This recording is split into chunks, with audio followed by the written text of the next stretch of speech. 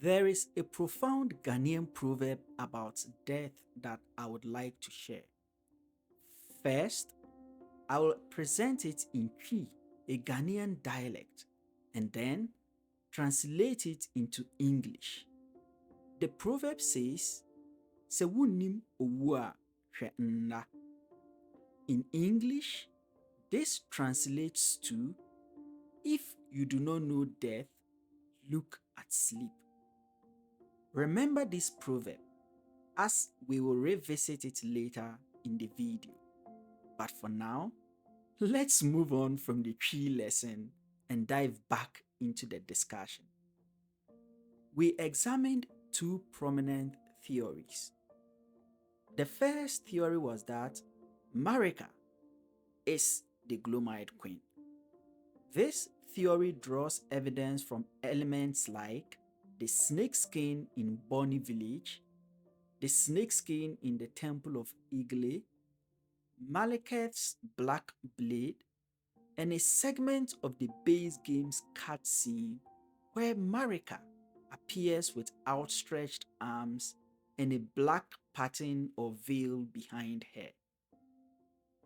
For the second theory, we said that the Gloam-eyed Queen was a separate entity. This theory suggests that Marika absorbed some of the Gloam-eyed Queen's powers after Malekith defeated her.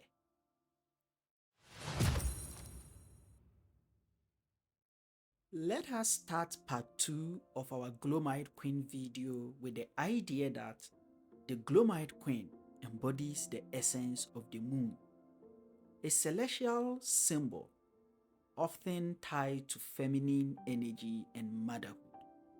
The moon's recurring significance is evident in figures like Rennala, the full moon queen, who cradles an amber egg while seated in a cradle herself.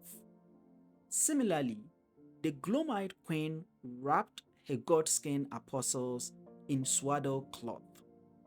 The act of cradling, which soothes infants to sleep, connects the Gloam-eyed Queen to sleep as well.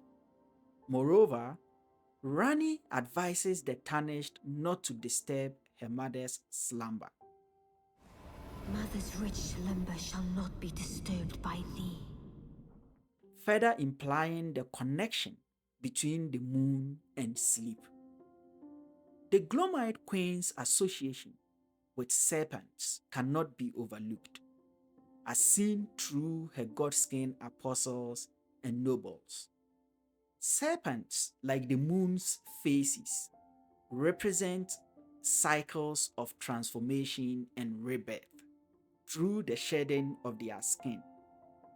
These elements reinforce the notion that the Gloam-eyed Queen personifies the moon's essence. If the Gloam-eyed Queen is indeed a moonfolk, potential candidates aligning with her traits must be considered. My analysis narrows it down to Rennala, Rani, and Rellana. Rellana is ruled out due to her lack of connection to cradling babies or inducing sleep. This leaves Rani and her mother, the full moon queen. Rani demonstrates the ability to induce sleep, as shown by her use of mist to envelope the church of Ella, putting the merchant there to sleep during the first appearance. Despite this, Rani is never depicted cradling babies or life forms, disqualifying her as the Gloam-eyed Queen. After her defeat, Rennala is seen cradling an amber egg while sitting in a cradle herself. Above her arena, numerous hanging cradles can be seen, reinforcing her connection to sleep. Consider the Ghanaian proverb about sleep. The deeper meaning reveals sleep and death as two sides of the same coin, with sleep serving as temporal death, while death remains permanent. Rennala's strong association with sleep might suggest a link to the Gloam-eyed Queen. Rennala's crescent moon crown resembles the head of a serpent, with a reddish gemstone positioned like snake eyes. Her regal scepter features a black gemstone on its guard, mirroring the black gem on the Gloam-eyed Queen's god-slaying sword.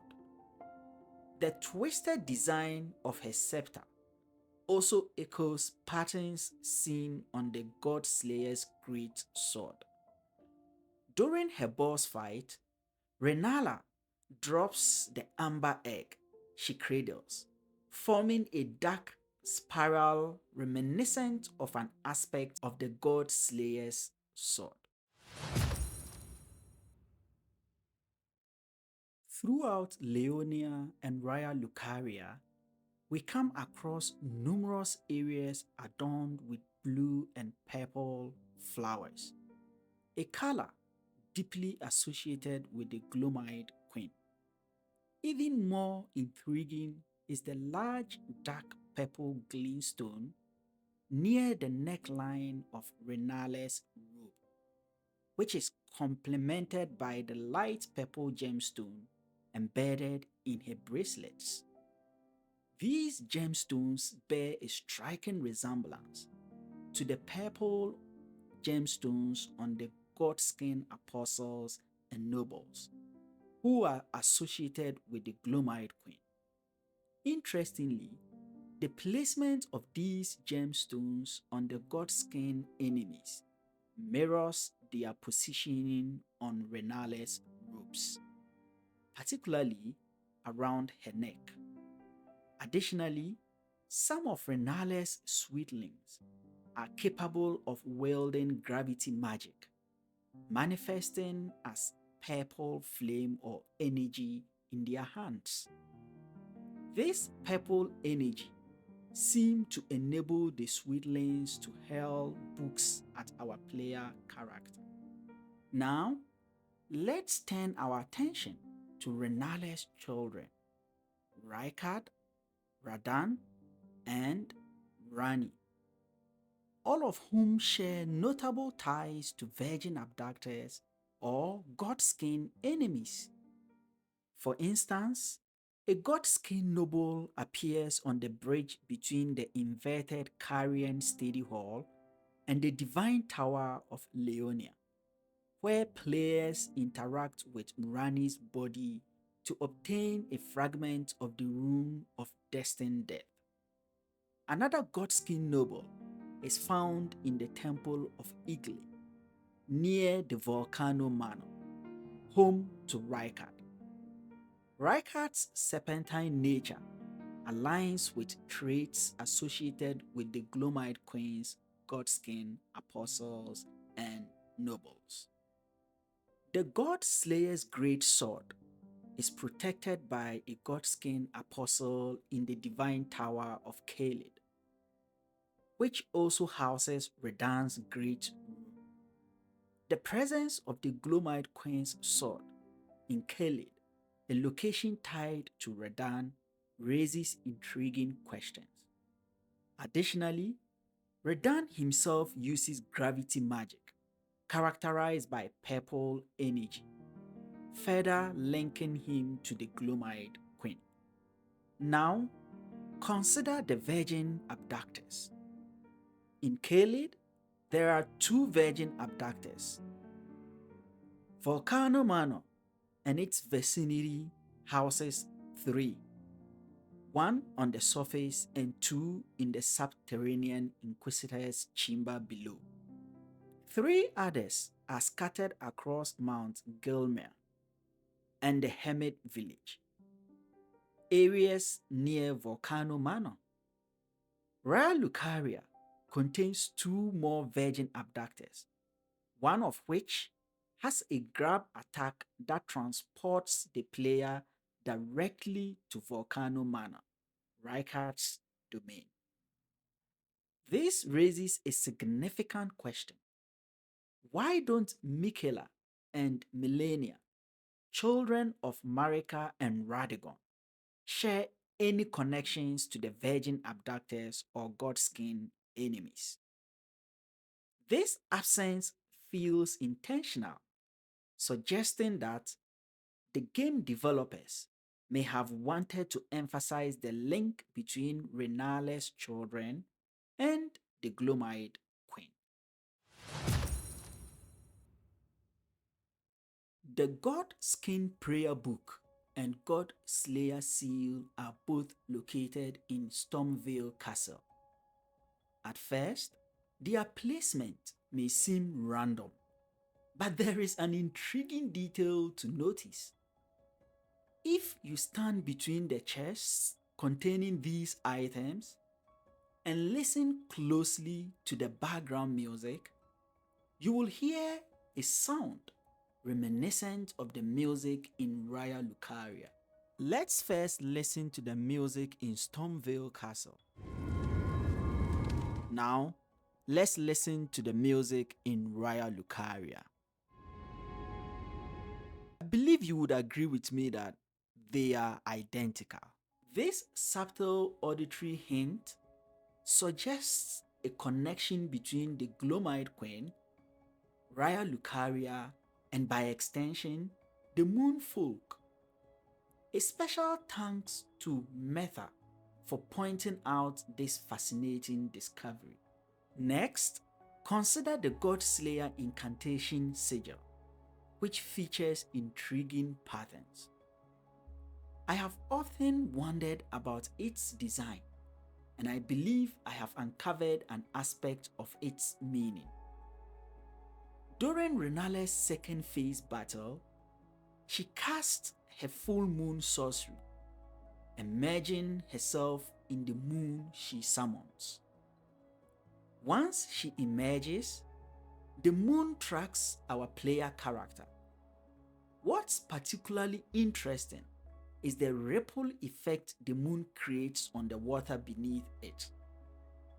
Upon a closer inspection, this ripple pattern matches one found at the center of the God Slayer incantation associated with the Gloam-eyed Queen. The same ripple pattern can actually be seen at the center of the God Slayer seal. Thanks to Metha's meticulous effort in removing the black stone from the center of the seal, the ripple pattern beneath it has been revealed. Additionally, Count Ymir's High Priest hat bears a pattern resembling the God Slayer incantation sigil. The central portion of the design features a hollow circle surrounded by concentric rings. I interpreted this empty circle as representing the moon, with the surrounding rings symbolizing ripples. Ymir had strong ties to glintstones and was once a sorcery instructor to Rennala, who happens to be Rennala's sister. However, he ultimately abandoned his allegiance to the moon, possibly due to the tension between glintstone sorcery and the Raya Lucaria Academy's principles. The ripples generated by Rennala's full moon could be linked to the moon's gravitational influence on Earth's bodies of water, which creates tides. Intriguingly, the ripples from Rennala's moon also invoke patterns reminiscent of hypnotic techniques, often used to calm the mind or even encourage sleep.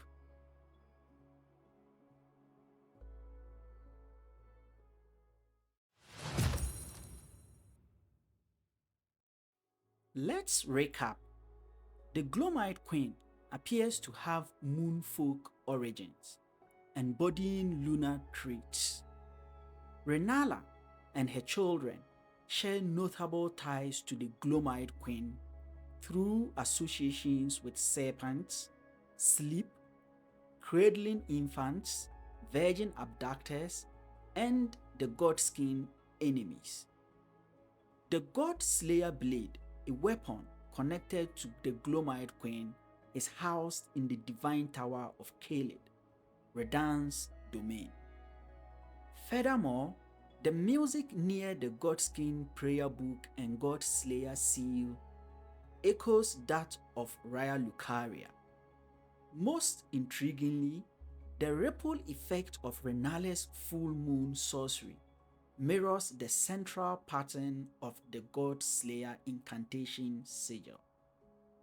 Do you recall our discussion about the Skadu tree, which was originally described as embodying life and death, or the sun and moon, or even more, gold and shadow? I invite you to watch my video on the shadow and gold tree, which delves deeper into the concept of the original Skadu tree. For those who have already watched that video, reflect on the Gloam-eyed Queen's profound connection to death and the moon. This suggests the possibility of another figure linked to life or the sun and gold. Now, what could all this mean? Could Rennala herself be the Gloam-eyed Queen? Two theories arise. Rennala could have been the Gloam-eyed Queen in the past. However, there are challenges with this theory.